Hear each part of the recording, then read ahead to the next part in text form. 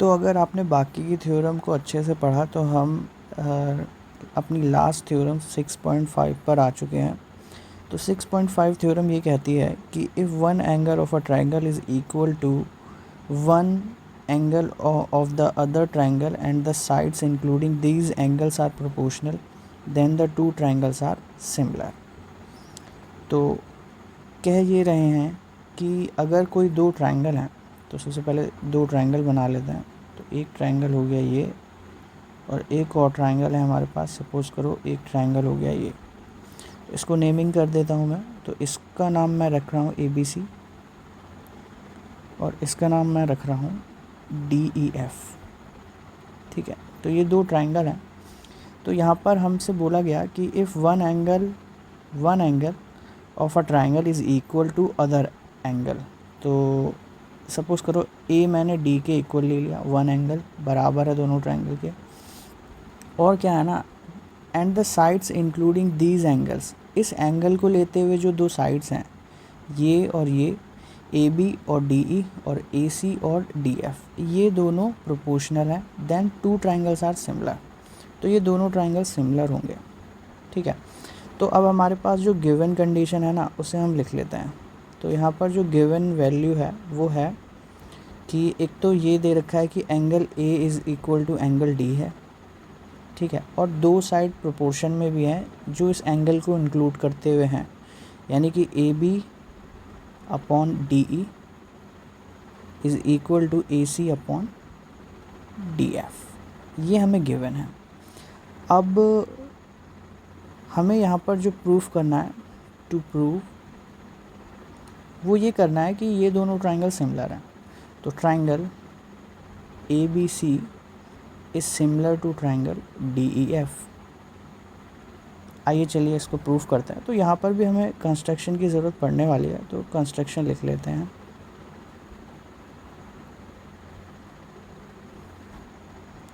तो 6.3, 6.4 और 6.5 जो थ्योरम्स है ना उसमें लगभग क्या एक ही तरीके का कंस्ट्रक्शन हमने किया है और इसमें भी हम वही करेंगे।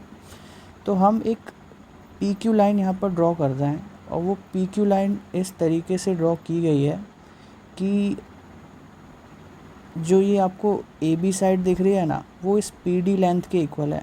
ये जो AB साइड है ना वो इस DP लेंथ के इक्वल है और AC लेंथ जो है वो DQ लेंथ के इक्वल है।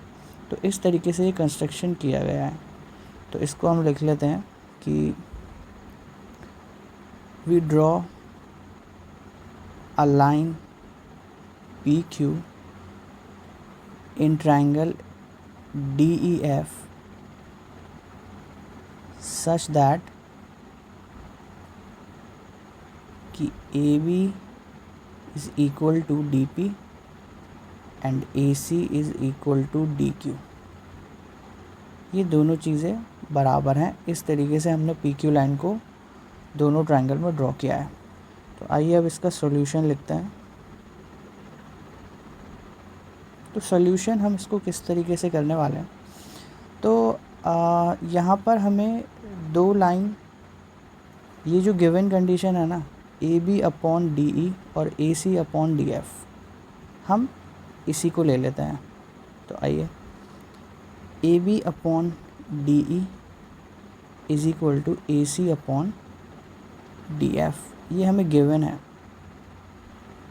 और हम जानते हैं कि ये जो AB है ना और जो AC है ये बाय कंस्ट्रक्शन DP और DQ के बराबर हैं। तो मैं इसको इनसे रिप्लेस कर सकता हूँ। तो यहाँ पर DP upon DE is equal to AC की जगह मैं रिप्लेस कर देता हूँ DQ को, तो DQ अपॉन DF। अब ज़रा इन दोनों रेशियो को हम डायग्राम में चेक करते हैं। तो ये DP है, DP अपॉन DE है, DP अपॉन DE है पूरी लेंथ, और DQ अपॉन DF है ये पूरी लेंथ।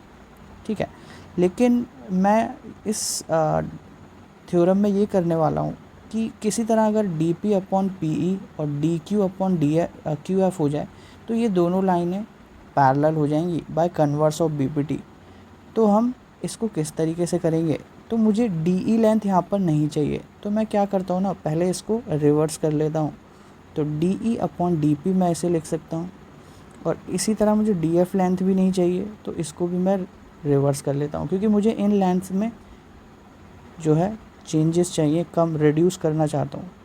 तो इसको D E upon D P यहाँ से -1 कर देते हैं, और जब हम -1 करते हैं तो दोनों साइड करते हैं ताकि प्रीवियस इक्वेशन पे कोई इफ़ेक्ट ना पड़े। अब यहाँ पर डी पी एलसीएम ले लेते हैं, तो D E minus D P हो जाएगा, और यहाँ पर डी क्यू एलसीएम आएगा तो D F minus D Q हो जाएगा। तो यहाँ पर D E minus D P करेंगे, डी ई में से डी पी माइनस करेंगे तो पी ई बचेगा, और डी एफ में से हम डी क्यू माइनस करेंगे तो क्यू एफ बचेगा। तो इसका मतलब मैं इसकी जगह पी ई लिख सकता हूँ, तो P E upon D P हो जाएगा, और यहाँ पर ये हो जाएगा Q F upon D Q. इसको एक बार से फिर से रिवर्स कर देते हैं, तो D P upon P E is equal to हो जाएगा D Q upon Q F. अब ये कुछ रिज़ल्ट हमारे पास निकल के आया है, इस रिज़ल्ट को हम देखते हैं। D P upon P E, D P upon P E और D Q upon Q F. Previous theorem से हम ये सब जानते हैं कि अगर किसी ट्राइंगल में कोई एक लाइन ड्रॉ करें और वो अदर टू साइड्स को इक्वल रेशो में डिवाइड करें, तो फिर वो वाली लाइन और थर्ड साइड जो होती है ट्राइंगल की वो आपस में पैरेलल होते हैं, जो कि कन्वर्स ऑफ बीपीटी थ्योरम का स्टेटमेंट है। तो हमारे अदर टू साइड्स के रेशो बराबर हैं, तो ये दो लाइंस आपस में पैरेलल होंगी, पी क्यू और ई एफ। तो इसको हम लिख लेते हैं P Q parallel E F. तो यहाँ पर P Q parallel E F होने वाला है। अब इन दो लाइंस के पैरेलल होने से फ़ायदा ये हुआ है कि हम जानते हैं कि दो पैरेलल लाइन है और उनको एक तीसरी लाइन जब कट करती है तो ये तीसरी लाइन ट्रांसवर्सल लाइन है, तो ये वाले एंगल आपस में बराबर होते हैं, और ये दोनों एंगल कौन से होते हैं? Corresponding angles. Similarly Q F के इक्वल होगा। तो एंगल यहाँ पर मैं लिख लेता हूँ,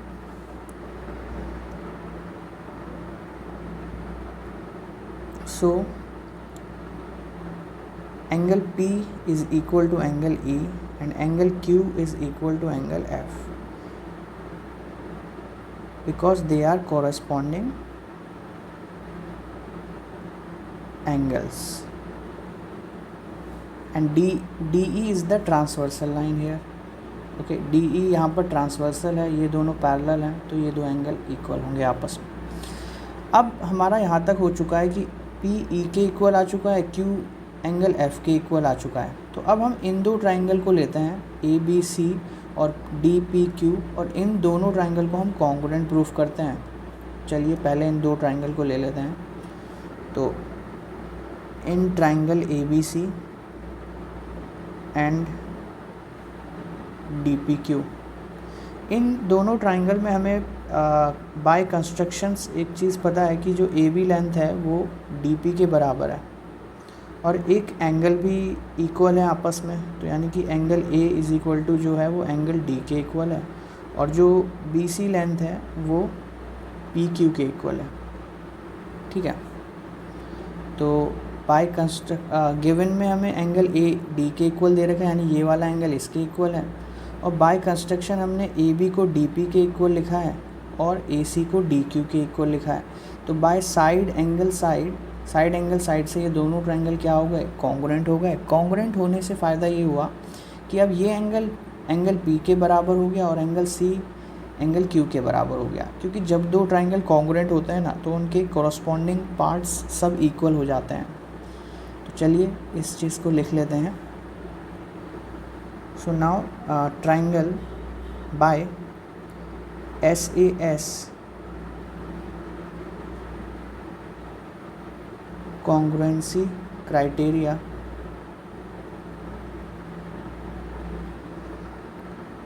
triangle ABC is congruent to triangle DPQ। अब जब ये दोनों कॉन्ग्रुएंट हो चुके हैं तो यहाँ पर एंगल B जो होगा वो एंगल P के बराबर होगा, और जो एंगल आपका C होगा वो एंगल Q के बराबर होगा। वाई? क्योंकि बाय CPCT रूल, corresponding parts of congruent triangle. तो एंगल B यहाँ पर पी के इक्वल हो चुका है और एंगल सी क्यू के इक्वल हो चुका है, और हम जानते हैं ऑलरेडी कि एंगल पी ई के इक्वल है, तो ऑटोमेटिकली बी सी के भी ई के भी इक्वल हो जाएगा, और जो सी एंगल है वो एफ़ के इक्वल हो जाएगा। तो यहाँ पर हम ऑलरेडी प्रूफ कर चुके हैं ऊपर कि एंगल पी जो है वो ई के इक्वल है और एंगल क्यू जो है वो एफ़ के इक्वल है। तो हम इन दोनों एंगल्स को इन दोनों से रिप्लेस कर सकते हैं। तो जो फाइनल जो रिज़ल्ट आएगा हमारे पास वो कुछ इस तरीके से आएगा। हमें गिवन में angle A is equal to angle B दे ही रखा था, और अभी अभी हमने प्रूफ किया एंगल बी जो है वो एंगल ई के इक्वल है, और जो एंगल सी है हमारा वो एंगल क्यू के इक्वल है, एफ़ के इक्वल है, क्योंकि क्यू जो है वो एफ़ के इक्वल है। ठीक है, तो यहाँ पर आप देख सकते हैं ये तीनों कोरस्पॉन्डिंग एंगल्स दोनों ट्राइंगल के एक दूसरे के इक्वल आ चुके हैं। ए डी के इक्वल आ चुका है, बी ई के इक्वल है, और सी जो है वो एफ़ के इक्वल है। तो बाय ए सिमिलैरिटी क्राइटेरिया ये दोनों ही ट्राइंगल आपस में क्या हो जाएंगे, सिमिलर होने वाले हैं, और यही हमें प्रूफ करना था कि ए बी सी जो है वो डी ई एफ़ के सिमिलर है। तो अब हम लिख सकते हैं सो बाय, यहाँ हम लिख देते हैं proved above.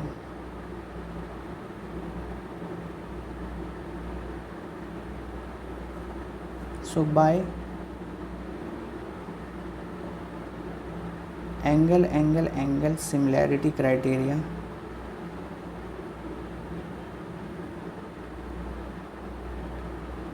Triangle ABC is similar to triangle DEF, और यही हमें प्रूफ करना था। तो ये थी थ्योरम 6.4। अब थोड़ी सी ये लास्ट थ्योरम थी, तो थोड़ी सी बात सिमिलैरिटी के बारे में कर लेते हैं कि हमें इन सब थ्योरम्स को पढ़ करके क्या रिज़ल्ट मिला और क्या चीज़ें होने वाली हैं। तो यहाँ पर सपोज़ करो, अब यहाँ तक तो थ्योरम हो चुकी है हमारी, अब मैं कुछ एक्स्ट्रा बता रहा हूँ आपको। तो एक मान लो एक ट्राइंगल है और ये दूसरा ट्राइंगल है, ठीक है, दोनों ट्राइंगल हैं और ये दोनों सिमिलर हैं, एक बड़ा है एक छोटा है। तो अब इन सभी थ्योरम को पढ़कर हमें ये पता चल गया है कि अगर हमें ये पता हो कि किसी भी ट्राइंगल के कॉरस्पॉन्डिंग एंगल्स इक्वल हैं, सपोज़ करो ये ABC ट्राइंगल है और ये DEF ट्राइंगल है, तो अगर हमें दो ट्राइंगल में ये पता चल गया है, पहले तो ये समझ लेते हैं कि दोनों ट्राइंगल के सिमिलर होने की कंडीशन क्या होती है। तो यहाँ पर दो ही कंडीशन होती हैं। अगर दो फिगर सिमिलर हैं तो वो हमें कैसे पता चलेगा सिमिलर है, तो उनके जो कोरस्पॉन्डिंग साइड्स हैं वो ऑलवेज प्रोपोर्शन में होनी चाहिए। पहली कंडीशन तो ये है, यानी कि AB साइड DE के इक्वल हो, AB अपॉन DE बराबर होनी चाहिए AC अपॉन DF के, और BC अपॉन EF के बराबर होनी चाहिए। तीनों आपस में बराबर होनी चाहिए रेशियो में, और या फिर कॉरस्पॉन्डिंग एंगल्स इनके बराबर होने चाहिए। कॉरस्पॉन्डिंग एंगल्स इनके आपस में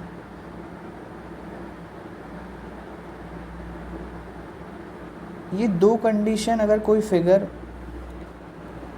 में हैं तो हम उन दो फिगर को सिमिलर बोल सकते हैं। लेकिन ट्राइंगल में एक ख़ास बात यह है कि अगर ट्राइंगल में हमें ये पता चल जाए ना कि एक ट्राइंगल के तीनों एंगल कॉरस्पॉन्डिंग एंगल्स दूसरे ट्राइंगल के कॉरस्पॉन्डिंग एंगल्स के बराबर हैं, तो फिर उसकी जो साइड्स हैं ना वो ऑटोमेटिकली प्रोपोर्शन में आ जाती हैं। ये हमने थ्योरम 6.3 में किया था।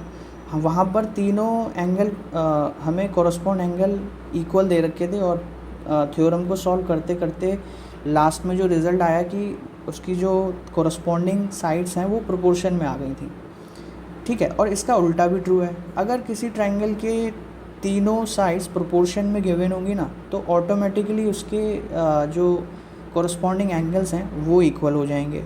तो ट्राइंगल के लिए ये दोनों कंडीशन होना ज़रूरी नहीं है, इनमें से अगर एक भी ट्रू हो रही है तो दूसरी ऑटोमेटिकली ट्रू हो जाएगी, ठीक है। तो ये ट्राइंगल की थोड़ी सी खासियत है। लेकिन जो अदर शेप्स होते हैं ना, जैसे मैं बात करूँ, एक मैंने बनाया यहाँ पर ये पैरेललोग्राम, ठीक है, या आप इसे रोम्बस समझ लीजिए, ये रोम्बस है, इसके चारों साइड बराबर हैं, ठीक है। और एक मैंने बनाया यहाँ पर स्क्वायर, और आप जानते हैं स्क्वायर की भी चारों साइड बराबर हैं, और ये मैंने इक्वल साइड के बनाए थे, ये भी 4 सेंटीमीटर का बनाया और ये भी 4 सेंटीमीटर का बनाया। तो क्या ये दोनों फिगर सिमिलर होंगी? तो ये दोनों फिगर्स कभी भी सिमिलर नहीं होंगी। क्यों? क्योंकि इनकी कोरोस्पोंडिंग साइड्स के रेशो तो प्रोपोर्शन में है, लेकिन इनके एंगल इक्वल नहीं है, ठीक है। ये 90 डिग्री के नहीं है, और हम जानते हैं स्क्वायर के चारों एंगल्स जो होते हैं वो 90 डिग्री के होते हैं, बट रोम्बस के नहीं होते हैं, लेकिन साइड्स प्रोपोर्शन में है। तो ये चीज़ें सिमिलर की प्रॉपर्टी, मतलब इनके लिए दोनों ही कंडीशन होना ज़रूरी है, तभी हम इन दोनों को सिमिलर बोल सकेंगे। लेकिन ट्राइंगल के लिए ऐसा नहीं है, कोई भी एक कंडीशन अगर ट्रू है तो दूसरी ऑटोमेटिकली ट्रू हो जाएगी। यही हमने इन 3 थ्योरम्स में पढ़ा। तो अब हम टोटल कुल मिला के 3 तरीके से 2 ट्राइंगल को सिमिलर प्रूफ कर सकते हैं। या तो उसके एंगल से प्रूफ कर सकते हैं, या फिर हम एस से प्रूफ कर सकते हैं, या फिर हम एस से प्रूफ कर सकते हैं, ठीक है। तो अब यहाँ पर थोड़ा सा इनका भी मीनिंग अलग है।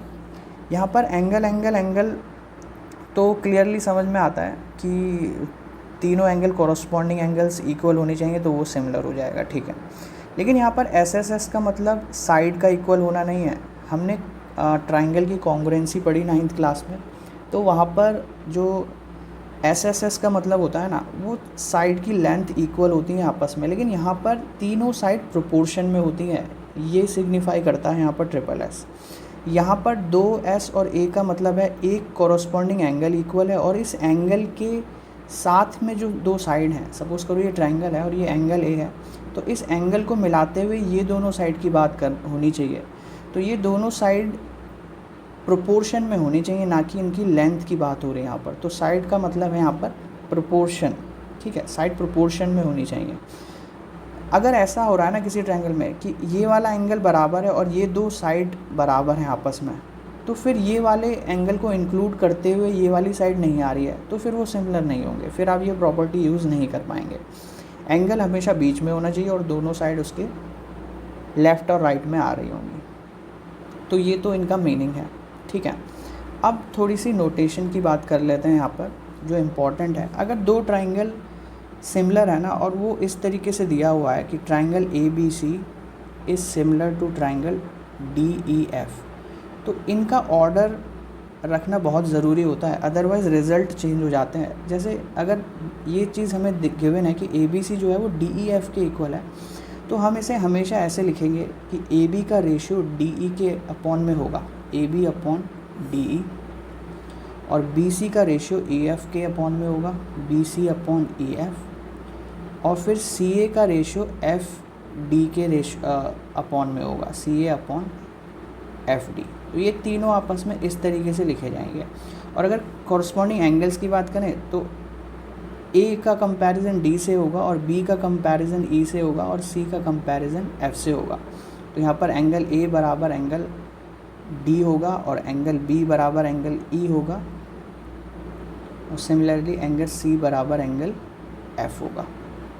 तो कुछ इस तरीके से इसका मीनिंग होता है। लेकिन कॉन्ग्रुएंसी में फ़र्क नहीं पड़ता, क्योंकि कॉन्ग्रुएंसी में दोनों ही ट्राइंगल क्या होते हैं, इक्वल होते हैं, तो फ़र्क नहीं पड़ता आप ABC लो या CBA लिखो या ACB लिखो। लेकिन यहाँ पर सिमिलैरिटी में हमें इसके ऑर्डर का ध्यान रखना होता है। अगर मैं ट्राइंगल ABC या ACB सिमिलर कर देता हूँ FDE के, तो इनका मीनिंग चेंज हो जाएगा। अब यहाँ पर AC के अपॉन में FD आएगा, यानी कि AC upon FD is equal to CB upon DE is equal to BA upon EF। और यहाँ पे एंगल की बात करें तो angle A is equal to angle F, और angle C is equal to angle D। Similarly angle B is equal to angle E हो जाएगा। तो देख रहे हो, ऑर्डर को चेंज करने में हमारे रिज़ल्ट में चेंज आ गया। तो इसीलिए इस बात को सिमिलैरिटी वाले चैप्टर में हमें ध्यान रखना पड़ेगा। तो इस वीडियो में इतना ही। और एक क्वेश्चन आपके लिए मैं देता हूँ, वो मुझे आप कमेंट बॉक्स में ज़रूर बताइएगा कि अगर दो ट्राइंगल आपस में सिमिलर हैं तो क्या वो कॉन्ग्रुएंट होंगे, और अगर दो ट्राइंगल आपस में कॉन्ग्रुएंट हैं तो क्या वो सिमिलर होंगे। ये दोनों में से कोई एक बात ट्रू है, या दोनों ही ट्रू हैं, या दोनों ही गलत हैं, आप मुझे कमेंट बॉक्स में ज़रूर बताइएगा। तो मिलते हैं नेक्स्ट वीडियो में, तब तक के लिए बाय बाय।